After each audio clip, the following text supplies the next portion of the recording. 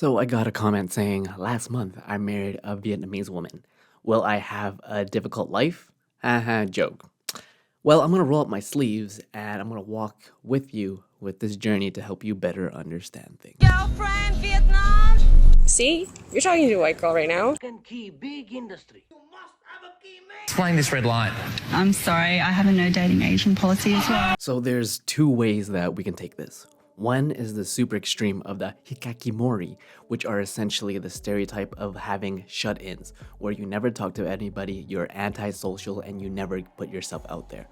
Or we can go on the complete 180 and you can talk about the Kevin Wings and how they be playboying it up nowadays. So I'm gonna walk you exactly why the way the things that they are and how can they help you better understand to put yourself in the best position when it comes to dating, being Asian, and how do you be the best you. So from this online dating, you can actually see who is it that most people are swiping on.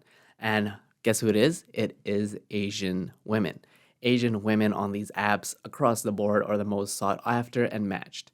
And guess who, in terms of the men, are the least swiped? It is Asian guys. And this is, I would assume, when it comes to the Americas, whether that's Australia, Canada, the US, the UK, and understand why is that. So let's take a little trip down history lane and understanding the terms of yellow face and how Asians were actually portrayed in the media in the early 30s and 40s in Western society. There were no Asian casted males in any of early Hollywood's movies. And the only times that there were Asian people in any of these medias and movies and theaters is when they played stereotypical roles of having a really thick accent, being a nerd, being very passive, and anything but the main character.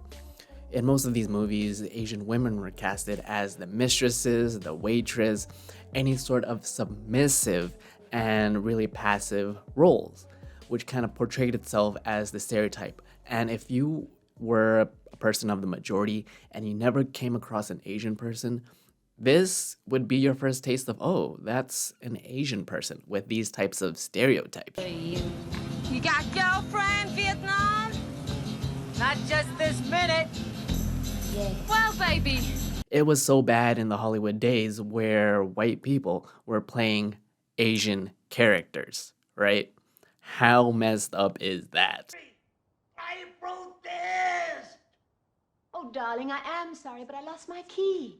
But that was 2 weeks ago! Even though you've never seen or come across these movies, you might have heard these stereotypes, these types of sayings, and how it is when it comes to portraying Asian characters in these mainstream movies. Nerdy, passive, heavy accent. There was no sense of being the main character. And even me growing up as a kid, I had that sense of feeling, I'm like, wait, that person is Indian, that person's white, I think they're really attractive, but are they into me? Are they into Asian guys? See? You're talking to a white girl right now. I know, right? I'm so scared. And that just came from media, because media has a huge influence on how you consume and what you think. And if you grew up in a Western world and you turned on your TV and you did not see any of you on TV, but you saw the people of the majority, we're talking about white people, in the main role, chances are you might have a more heavier gravitation to a certain thing of what this beauty standard is in comparison if you were to grow up in Asia. Luckily, we have things like YouTube where I came across people like Timothy DeLaGhetto and being like, whoa, he's in an interracial relationship. Whoa, there's other people out there that are also like me. And it wasn't until recently where I had a coworker be like, oh yeah, have you seen Shang-Chi yet? Oh yeah, Simu Lee is really hot. I'm like, whoa. Netflix and chill in the library. Like, bring a little, you know what I mean? Like, actually Netflix and chill. Yeah, Like, Netflix and chill.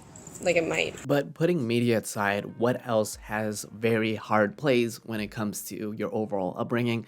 That is the one and only having proper mother and father figures when it comes to how you see your outlook, because your relationship with how your parents is the relationship of your first deemed projection of what love and relationship is. And chances are, when it comes to being an Asian guy, there is not a lot of father figures. And chances are they're really ice cold and never showed any of their emotions. And this is just from my anecdotal experience in talking to my other fellow Asian brothers and sisters. I don't have problem, man. My car, my insurance, man. You don't have insurance. All started in 1979. Yep. I was a refugee. As well as the different dynamics of dating, where if you have a very traditional dating sense, guys are the ones that are the pursuers, where girls are the ones that get approached.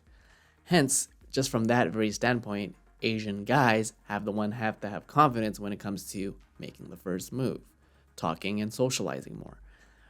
And because of that fact, a lot of Asian guys don't have a lot of self-esteem and who they are and how they carry themselves. This is me from talking from my own experiences. I've also remember a specific time where I had this coworker. He was of Chinese descent and he hung around with a lot of white people. And because of that, he developed this inferiority complex where he would make subtle side jokes. It's like, oh yeah, you know, I'm not white, and because I'm not white, I have a harder time dating. I'm like, yeah, that might be true, but to make comments around that, I'm like, where does that self-hatred come from? And then you have these types of videos where this Asian guy is on this game show, and you have a lot of these comments where, hey, you look like my brother, you look like my cousin, I wouldn't date you. I'm like, there's nothing wrong with having, you know, a preference, having a type, but to completely exclude someone and be like, yeah, I don't like you because... Lied about? Kind of have a no dating Asians sort of policy. You kind of look a bit like my brother.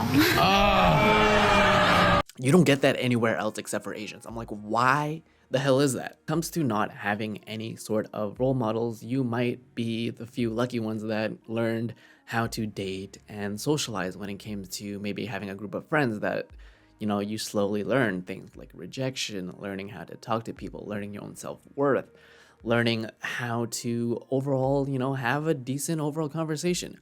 But for the most part, when it comes to growing up in Asian families, you focus on your studies. You're a doctor, you're a pharmacist, you work on whatever. You get some type of external validation, whether that's making X amount of dollars a year, you have all these accolades, and now your parents expect you to be in a loving marriage. Do you know how many messed up people that follow their traditional parents of what they wanted, and they're pharmacists and they're 40 years old and they don't have any sort of emotional IQ, EQ? You'd be surprised. When it comes to overall dating and how you understand you as a human being, is that you need to figure out your own worth, realizing that you are great because the world or you yourself don't believe that, and really truly learn how to love yourself and learn how to communicate that, hey, no matter what you are, someone out there will love you. And there's hundreds of people, not thousands, probably just hundreds of people that will love you just the way that you are, and you don't need to change or mold yourself to a certain way that Hollywood has put on a pedestal. And the more you understand that, the more you realize, yeah, man, there's more to life than trying to appease a certain demographic and understanding why do I feel like certain demographics are on a pedestal versus other demographics aren't on a pedestal. The more you understand this, the more you will start to see the world as it is. And then you come to the very fact, you're like, who the hell are you, Peter? You're just a random dude. I don't think you get any girls. I don't think you have any luck, and you're just bashing. I've had my fair share of my own dating experience. And I was that really quiet and shy and lived up to certain stereotypes of what a nerdy Asian kid was. I went through the complete extreme where people think I'm like a Kevin Wynn now, but trust me, I'm not. I'm a nice, cool dude. Or I like to proclaim that. But with things like K-pop, anime, yellow fever, I'll talk about that in maybe another video, maybe not. But you know, at the end, they were all human, man. And you understand that, hey, certain cards were stacked up against me, but I have control. I can talk to whoever, I can date whoever, and I'm not going to let some silly comment about the world or this or that and understand history the way that it was, but things are changing. And I'm like, thank God things are changing now. But I know this topic is such like a wormhole. Like there's so many ways that you can talk that this is like a never stop ending dialogue where you can start to see things the way that it is. This is a loaded topic. I don't know if I should I even release this video? It's gonna put me in a bad light. But it's like, it's kind of true though, you know, with things like understanding. This is where yellow fever comes from, right? It goes deep, man. It goes hella deep. And things like growing up in America, Canada, where you don't see yourself on screen, except you see people like Ryan Gosling, Channing Tatum, the Wolverine, you know? And you're like, hey, why aren't I on the screen? Where's me?